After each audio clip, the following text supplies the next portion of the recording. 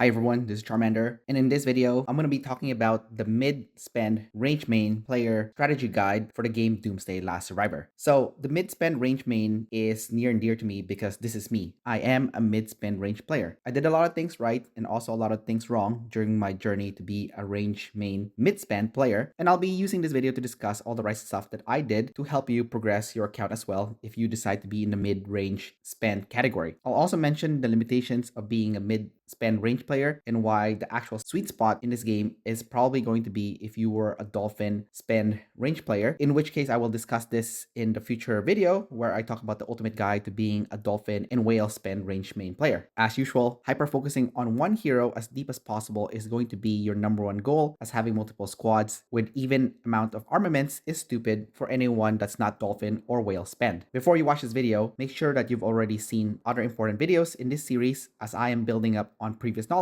in this video. So make sure you've already seen the ultimate guide to low spend range main player, as this video is a continuation of the information provided there. If you haven't done so already, also watch my ultimate guide to succeeding as a mid spend player, the ultimate guide to progressing in Doomsday Last Survivor from early to mid to late game, to give you a baseline on how to progress your account in this game. Other important videos to watch is the range field hero pairs, the range rally hero pairs, the range garrison hero pairs, and the updated range hero tier list. Do keep in mind that the range field and range rally pair heroes will be changing in the future, as they have recently introduced the two new range heroes, which are Cedric and Spectra. So the first thing I want to mention is that as a mid-range spend player, you definitely want to be buying gold from the gold store, as you get more bang for your buck by doing so. I already covered the gold monthly pass and the gold weekly pass in the low spend range main video, so do go watch that first if you haven't done so already. The big difference in this video is I'll be covering the gold pass, which costs $9.99 US per week, and if you make this purchase, you'll get 999 gold right away. Since you do need to spend $1 per day for 6 days to maximize the benefits of this promotion, the real price is actually $16 US per week for the gold pass. If you spend a minimum of $1 per day for the next 6 days, you'll actually get a total of 1,500 extra gold. So for the price of $16 US, you will get a total of 2,499 gold. It's not as good as the monthly gold pass or the weekly gold pass, but it's still a good option. You'll also get some bonus items, and the most notable ones are 1 legendary hero fragments, biochemical drawings, 15 high carbon steel, and 1,500 gems. If you buy this 4 times a month, it'll cost you around $64 US, and you'll get a total of 9,996 gold. Do keep in mind that if you live in the US, they did remove the weekly gold pass and also the ability to buy $1 packs. So you are a little bit more limited if you are from the US. As a mid-spend player, the minimum amount of money you need to spend to buy gold monthly, if you include all the 3 different passes, except for the people who live in the US, is going to be around $121.35 US. Traditionally, mid-spend players spend around $100 per month on the low end, but can go as high as $400 per month if there's a really good promotion, which typically is on Black Friday, IGG Annual Doomsday Anniversary, and around Christmas time. Otherwise, your spending will be roughly $100 to $200 per month. You definitely want to buy the Super Monthly Pass as well as the 30-day Gem Pass to help you push your VIP to 13 or 14 as fast as possible, so that you can get 3 legendary hero fragments per day, allowing you to awaken your heroes much faster, as well as using the gems to power up your battle center to level 25. That way you can get to T6 much faster. So the first thing we're going to do is cover the most important heroes to get as a range main player in the mid-spend category. And as of now, the most important hero for range main players is going to be Sophie, and you can get her from Lucky Roulette. Another important hero for you to get is going to be the newly released hero Spectra, who is going to be a field hero, but she's also quite good for the purpose of rally and garrison, and you can also get her from Lucky Roulette. From the rally side of things, Cedric is a must get now, who is going to be a new hero being released for Top Commander, as well as Bard, who is one of the best rally heroes for range main players. Ethan is also a must have, and you can get him from Top Commander, and he is for the purpose of doing garrison. Julia, who is now an older hero, is still really important and really useful to get because of her silence debuff, and you can get her from Lucky Roulette. There's also Lewis that you can get from the police station, and he is actually one of the best heroes for range players because of his rage regeneration. Lewis is an older hero, but he is still useful and one of the best bang for your buck. Another great hero to get for range main is Lynn, that you can get from Lucky Roulette as well as the black market, and she is a very defensive range hero and also quite fast. Bianca is an important hero to get for range main, even though Bianca is a leader hero, because she is an amazing buffer hero that will increase your rage regeneration as well as providing shield and other benefits. And last but not least, Claude is a must-have hero goes for range main as well. He is also very important to get. Claude is available to get in the leader roulette. Bianca is also available to get in the leader roulette as well as value lotto. As far as pairing goes, some of the best pairings available for range main players is going to be a combination of Sophie with Spectra for the purpose of field fighting. If you're fighting in rally, then you definitely want to have a combination of Cedric, who is going to be the leader hero, and assistant hero for him is going to be Bard, and these two are the best for rallying. If you're doing garrison, Ethan is a must-have, and best partners for Ethan is going to be Sophie if it's a one-on-one kind of battle where there's only one rally hitting you, in which case Sophie will be the leader and Ethan will be the assistant. Ethan and Lewis is also an excellent partner in events like Archipelago Raid where there's multiple rallies hitting you at the same time, and this is an excellent pair, especially if Lewis has the skin. If Lewis doesn't have the skin, another good option to use is actually a combination of Ethan and Bard, again if there's multiple rallies hitting you. If you do plan on running 3 range squads in the field, it's a good idea actually to separate Sophie, Lynn, and Spectra, because all 3 of these heroes provide travel speed and either has damage reduction or a large amount of defensive capabilities. So range gets killed easily, so you definitely want to have a lot of defensive capabilities to keep them alive longer, and also the travel speed to make them move faster. Your rider infantry troops will then be used to fill rally and garrison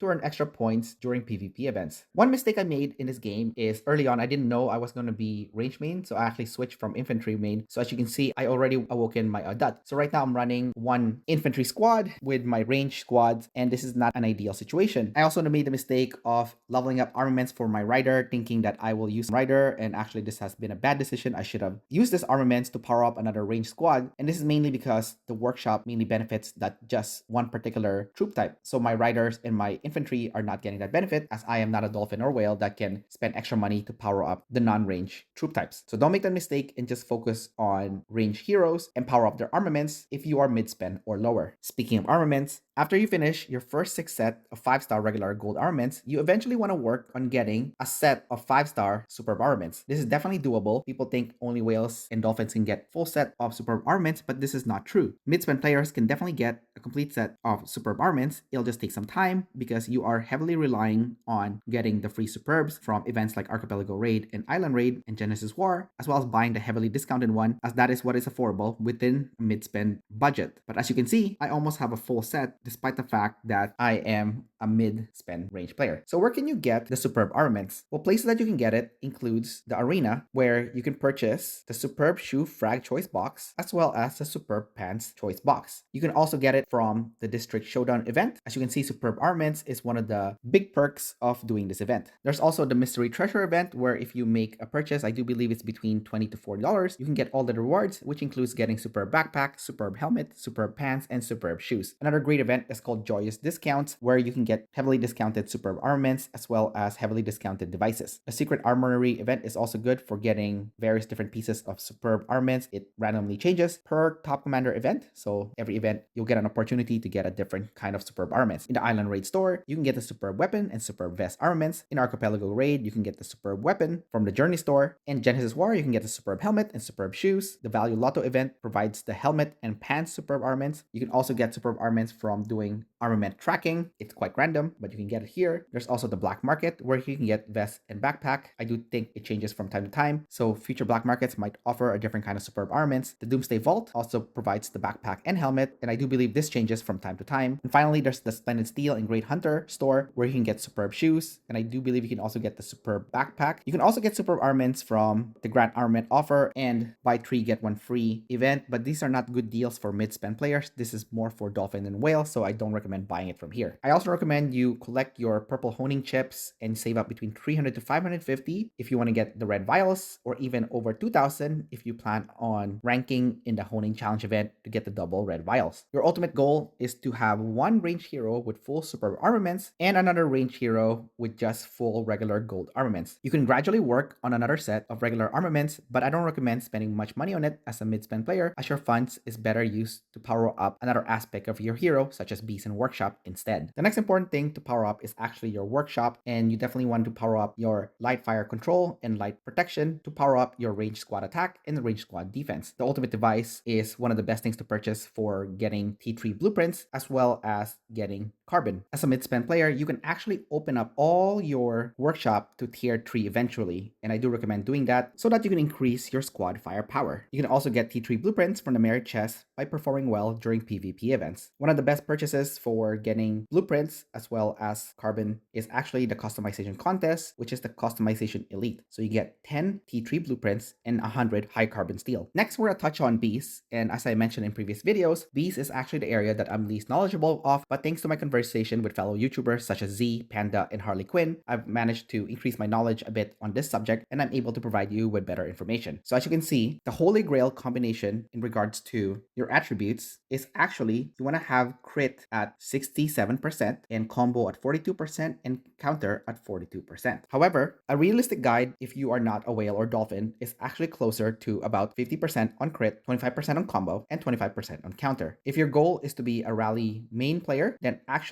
you want to skew this a little bit where your crit is going to be 50%, your combo is going to be 35%, and your counter is going to be 15%. If you're going to be garrison focused, then you want to switch this around where crit is 50%, counter is actually 35%, and combo is going to be 15%. These three figures also has diminishing returns, and based on the research done by players such as Z and those in Discord, this seems to be the sweet spot in regards to the combination of these attributes. Ways that you can get beasts in this game includes the beast search, as well as the new wasteland challenge. There's also the biohazard frenzy, and under development, you can actually get chips. Chips is like the armaments for beasts. There's also the biochemical beast store, where you can get beast fragments as well as their chips. If you go to Island Raid store, you can get the corpse bull and crystal pangolin, which are purple beasts, and they are good earlier in the game. If you go to the radar station, you can also get the volcano rhino fragment from here, and I do think the radar station pass is a good purchase for $4.99 US just for you to get the volcano rhino fragment. I would say right now the best beast for you to get if you have any inclination to do rally or garrison is actually going to be the gold pango as well as the gold bull. The collaboration beasts are also a great deal if you decide to get them, so you can get beasts such as Otachi and Knifehead if you got them during that collaboration event with Pacific Rim, or right now as of making this video, Kong is available to get. And I would say the collaboration beasts are definitely good because you can power them up using the regular gold beasts. So it's actually a fast way for you to power them up, and from my understanding, they're actually stronger than the rare beasts. In the early game, I would say a good combination based on what I've heard from other players is actually a combination of the golden pango and the purple pango together. In regards to equipment, I did cover this already in my free-to-play range main guide and the low spend range main video, so do go watch that if you haven't done so already. It's the same thing with the refinement, as I already also covered this in the free-to-play and low spend range main video, so watch those videos to see how this works. I do want to say one thing though that I would like to emphasize is that you definitely want to refine your Vanguard backpack first, because range heroes are slow, and by powering up the range backpack, you can increase the range travel speed by up to 6%, which does go a long way, especially when you have such slow heroes. Parts is also another area that I covered already in the free-to-play range main guide and the low spend range main video guide, so do go watch those as well. But one thing I'd like to emphasize is actually the canteen, which provides damage reduction, and I do believe by the end of your Doomsday career, you should be able to get the canteen at either red or white, as this is going to be one of the most important things for you to power up in the area of parts for mid-spend players. So you can actually neglect the rest and just focus on this. Unfortunately, you won't have the budget to power up your parts as a mid-spend player, so you're just basically going to take any passive parts that comes your way and power up the canteen. As far as PvP events go, such as AR, GW, and IR, it's definitely a good idea to have multiple farm accounts, at least one, but several is better, so that you can use resources from those farm accounts to give it to your main account that will allow you to fight longer and harder during PvP events, allowing you to earn extra points, which will give you better rewards that can power up your account. You definitely want to join an alliance that has healing tools, that way you can heal your troops as fast as possible. There has been a healing nerf, so the maximum amount of heals is 500 healing attempts per day, so that's roughly between 1 million to 2 million troops healed per day, depending on how much healing boost percentage you have available in your account. You also want to invest in the privilege subscription because it has aid station privileges that will allow you to have a bigger capacity for your aid station, as well as aid station daily recovery and aid station intake rate. There's also a little bit less debt rate when it comes to having the privileges subscription. It's also a good idea to make your big purchases during events such as Mystery Treasure, as spending $20 to $40 during an event can yield you bonus rewards such as superb armaments. You definitely want to take advantage of any multiplier effect such as the Mystery Treasure event or other events where you can get extra items as a result of your purchases. Ultimately, your goal by the end of your Doomsday career as a mid mid-spend range player is to have one hero at 6.7 million power as a result of having superb armaments that is well honed, as well as a workshop with your range attack and range defense over level 20, and having one beast pair with OC chips. You might not be able to max out your OC chips, but do your best. At this moment, I'm still trying to determine if mid-spend player can eventually max out OC chips, but we'll find out as time goes by. But that's basically your goal at the end of your Doomsday career as a mid-spend rage main player. So that's about it for this video. Don't forget to like and subscribe, and I will see you in the next video. Bye-bye.